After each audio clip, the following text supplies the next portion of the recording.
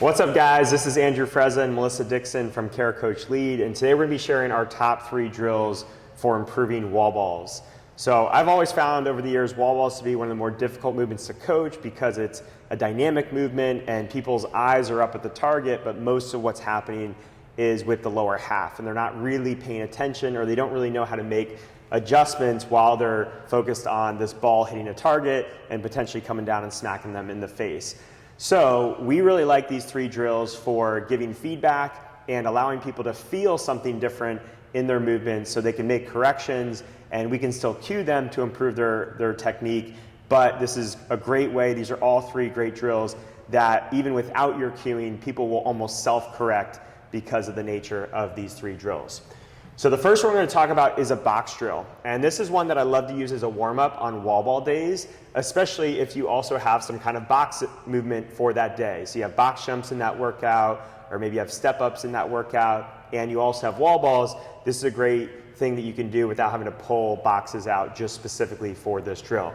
So what it's going to look like is you're going to have the ball up in your normal wall ball position, and you're going to put your toes up against the box at your squat stance. So make sure you have your squat stance when you do this. Make sure your clients have that squat width. Toes are going to be up on the box, and as they squat down, the box is going to help them sit back into their heels, and it's also going to force them to keep the ball high enough where that ball stays into a good front rack position. Okay, so this is especially useful for a client that tends to get very toes heavy when they do their wall balls. They don't really drive through the heels. Their heels might come off the ground. And because, again, they're doing it fast, they're more paying attention to throw, they're not really able to dial in the squat. This provides that feedback to block those knees from going past the toes. I also like this one for that front rack reason, because I see a lot of people who take that ball and then they're chucking it up to the ceiling, and that's instantly going to knock on their elbows and show them where they actually need to be in order to keep that height. Exactly. So we're going to move over to the wall to show you these next 2, the heavy wall ball drill and the tempo wall balls. So this next drill that we want to show you is a heavy wall ball. And as a general rule of thumb, I'm not really a big fan of using weight, increases in weight to improve technique. I'm a big fan of let's do it light, let's do it correctly, and then once it looks good, then let's start to add load.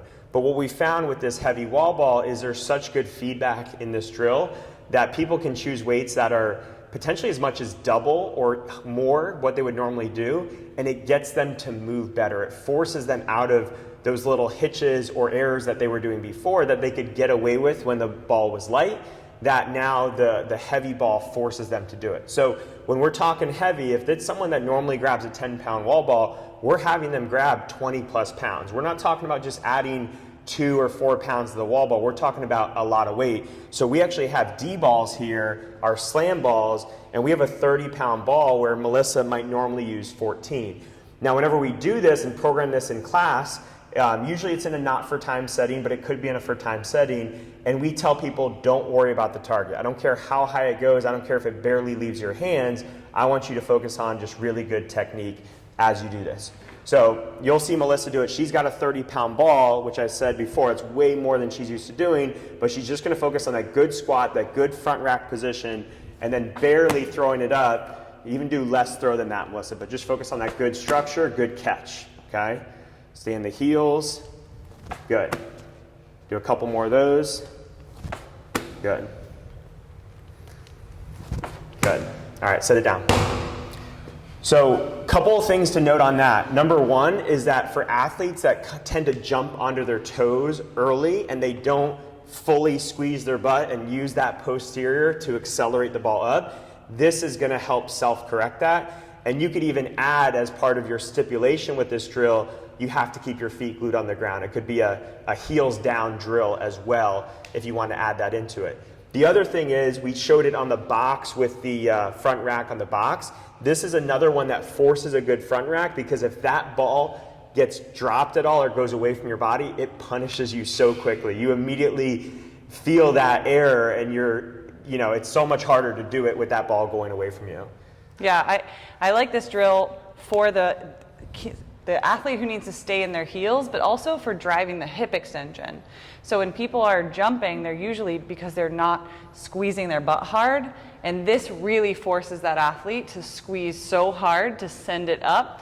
So those athletes who really need to learn how to properly hip extend, this is one that we see clear that up pretty quickly. Yeah, and what's so fascinating about this drill is when we do it, we tell people don't worry about the height, and people kind of get it because as you saw in Melissa's first throw, she threw it a little higher and it really threw her off. She had to come down. But then once they get the hang of it, you'll actually see the ball naturally start to go a little higher. And then we'll see athletes that are doing 40-pound wall balls and they're getting 6 inches short of their normal target, and they look better than they ever have before because they've gone back to doing it right, getting that hip extension, getting that timing right, and then they realize what it's supposed to feel like. So it's really good drill for that. And it makes that regular pound wall ball so much more efficient when they go back to that 20 or that 14-pound ball. Yeah. All right, so last we're going to talk about is a tempo wall ball. And we talked about this in one of our previous videos about this idea that programming is not coaching, but it can be. And these are all, everything that we're using in this video is a great example of that the programming, whether it be warm-up or skill development or the actual workout movement, is getting our athletes to move better from a technical perspective, even though we're not necessarily having to cue them into that. So with the tempo wall ball, it's not that it's anything crazy, but we just don't see a lot of gyms do it. We never did it for the first 8 years we were open, and we started programming regularly lately, and it's really helped to develop better technique, better timing, better hip extension. So all that would be is slapping like a 2 or 3 second descent on that, and then usually allowing clients to reset each rep as well. So in this case, it's going to be a 3-0-x1 tempo, 3 seconds on the way down, exploding up, and then a 1 second reset before the next rep. So 3 on the way down, explode, reset. 1, 2, 3, explode, and reset, okay? So what this is getting Melissa to do is not crash at the bottom. So this is a great drill for athletes that actually squat too low and they crash at the bottom, and they're generating almost, you'll see this a lot where an athlete will crash down but then be slow on the way up, and they're going faster down, slower up, where almost always across the board we want to go slower down, faster up, and then it kind of, once you start to change your tempo and you start to go faster on the way up, then you start to learn how that acceleration can really help you. I really like that 1 second reset in between too. I think that's a really powerful reset to give them that 1 second. So that way that athlete can find a rhythm when they catch and descend into it. Because a lot of times I see people get really unstable trying to descend as that ball comes down. And that's where stuff gets wonky. That's where athletes will tend to get pulled forward and then start that next rep kind of throwing it underhand to the wall. So it eliminates that when stuff gets weird point. Yeah, so I hope you guys found these 3 drills helpful. If you have any questions or comments, leave them below, and we'll see you in the next video.